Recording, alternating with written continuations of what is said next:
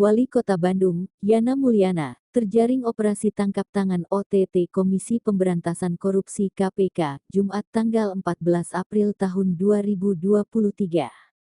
Ia terciduk lembaga anti rasuah hanya 4 hari menjelang setahun memimpin Kota Bandung.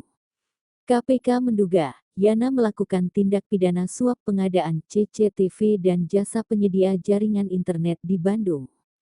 Yana sebelum ditangkap dijadwalkan akan melepas mudik gratis di Balai Kota Bandung pada Sabtu, tanggal 15 April tahun 2023 kemarin. Status tersangka resmi disandang Wali Kota Bandung, Yana Mulyana. Komisi Pemberantasan Korupsi (KPK) menetapkan Yana Mulyana sebagai tersangka dalam kasus dugaan suap pengadaan CCTV dan ISP Internet Service Provider untuk layanan digital Bandung Smart City pada tahun anggaran tahun 2022 sampai tahun 2023. Yana ditetapkan sebagai tersangka bersama 5 orang lainnya, yaitu Kepala Dinas Perhubungan Pemkot Bandung Dadang Darmawan, DD, Sekretaris Dinas Perhubungan Pemkot Bandung Hairul Rijal, KR.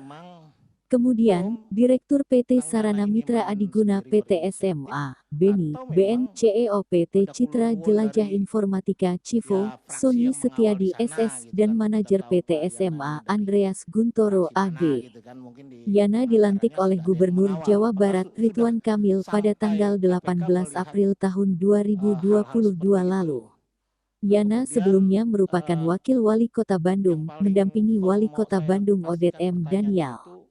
Namun Odet meninggal dunia pada tanggal 10 Desember tahun 2021.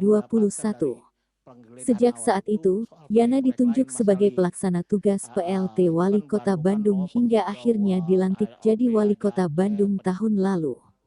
Sebelum terjun ke politik, Yana dikenal sebagai pengusaha properti dan usaha produktif lainnya. Tak hanya itu, dia juga mendirikan stasiun radio Rase FM Bandung.